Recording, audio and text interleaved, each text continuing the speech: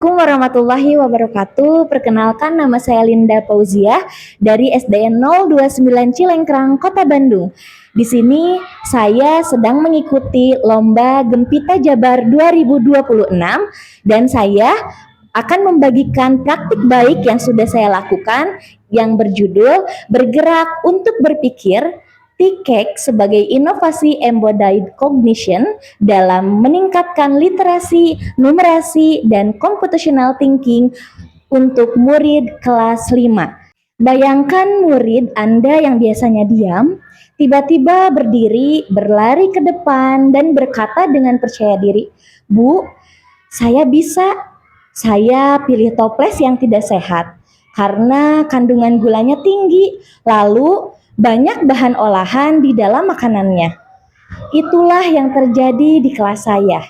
Murid saya tidak hanya membaca label gizi, mereka memahaminya. Lalu mereka tidak hanya mendengar penjelasan, tapi mereka merasakannya. Ini bukan keajaiban, tapi ini adalah TCAC.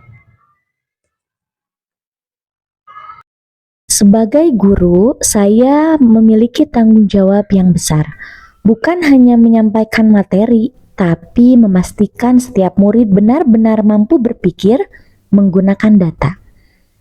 Rapor pendidikan di sekolah saya pada tahun 2025 menunjukkan penurunan yang tidak bisa diabaikan. Kemampuan numerasi domain data dan ketidakpastian turun 17,74 poin menjadi 43,57. Tidak hanya itu, skor nalar kritis juga turun menjadi 48,44. Ini mencerminkan murid belum mampu mengambil keputusan berdasarkan data. Ada 3 tantangan besar yang saya hadapi. Tantangan pertama yaitu pedagogis.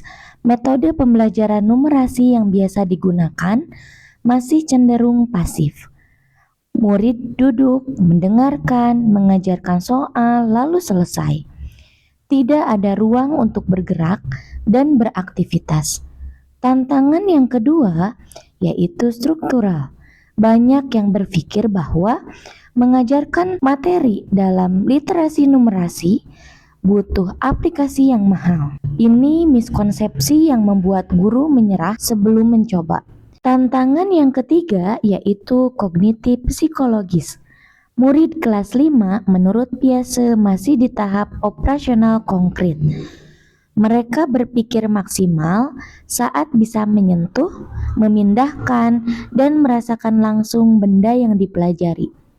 Saya menemukan jawabannya pada teori embodied cognition oleh Shapiro. Gerakan fisik memperkuat koneksi neural dalam memproses logika. Kita bisa menggunakan tubuh untuk membantu otak berpikir lebih baik.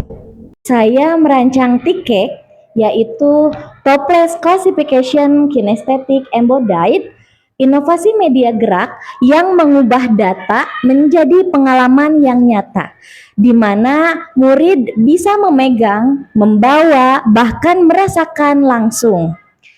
TCAC terdiri dari 3 komponen, yaitu toplesnya, toples jajanan sehat, dan toples yang tidak sehat. Nah, 2 toples berlabel ini tujuan fisiknya dari setiap aksi murid, melatih algoritma dan pengenalan pola. Kemudian ada kartu biskuit data. Nah, di sini terdiri dari biskuit-biskuit. Di sini bisa dilihat ada gambar makanan, apakah makanan itu jajanannya sehat ataukah tidak. Ada lemper ayam, kemudian ada sosis bakar, dan lain sebagainya yang terdiri dari 28 jajanan nyata dari lingkungan sekitar murid. Murid membaca dan itulah namanya literasi, dan murid mengolah datanya itu namanya numerasi. Ketiga, yaitu adanya lembar acuan kriteria ilmiah, ada kadar gula, bahan olahan, dan dampak energi. Di sini teksnya teks nyata. dari kehidupan sehari-hari yang memang murid kenal. Inilah literasi fungsional. Nah, tikek bagaimana bahannya? Seluruh bahannya hanya butuh kertas HVS, kemudian butuh gunting dan lem. Yang mana biayanya murah tapi dampaknya luar biasa. Pertama, orientasi data. Murid menerima LKPD Tikek mengamati permasalahan dan membaca informasi gizi menggunakan panduan detektif jajanan. Di tahap ini, murid belajar memilih informasi yang relevan dari data yang kompleks, melatih kemampuan abstraksi. Kedua, kinesthetic action. Dalam setiap kelompok kecil ada 3 peran. Cerdas memimpin diskusi, hebat berlari membawa kartu biskuit ke depan dengan cepat, terampil mempresentasikan hasil kelompok. Saat hebat menempel kartu ke toples, ia menjelaskan logika pilihannya kepada kelompok.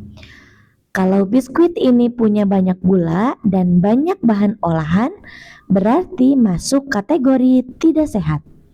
Dengan bergerak dan melibatkan tubuh, murid lebih mudah ingat dan mengerti melalui pengalaman langsung.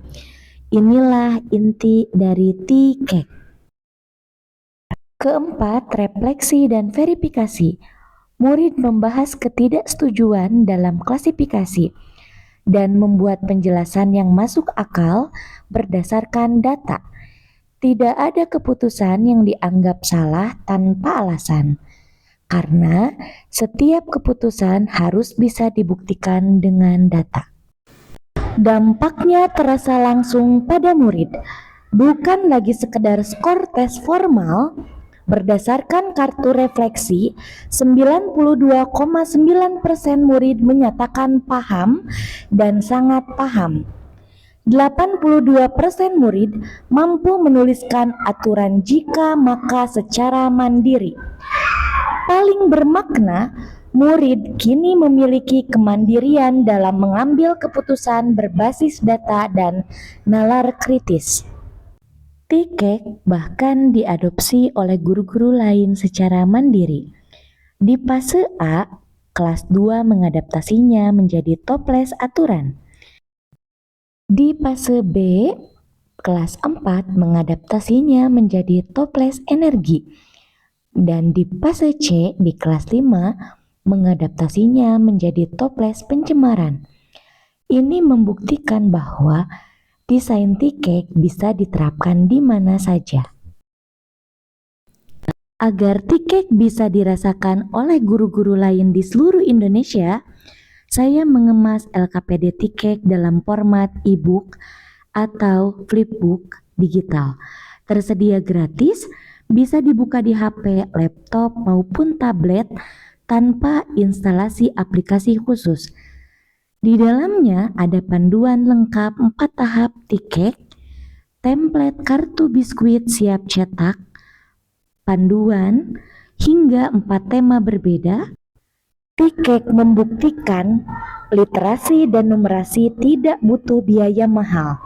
Dengan gerakan sederhana, kita bisa memperbaiki domain data dan nalar kritis di rapor pendidikan kita.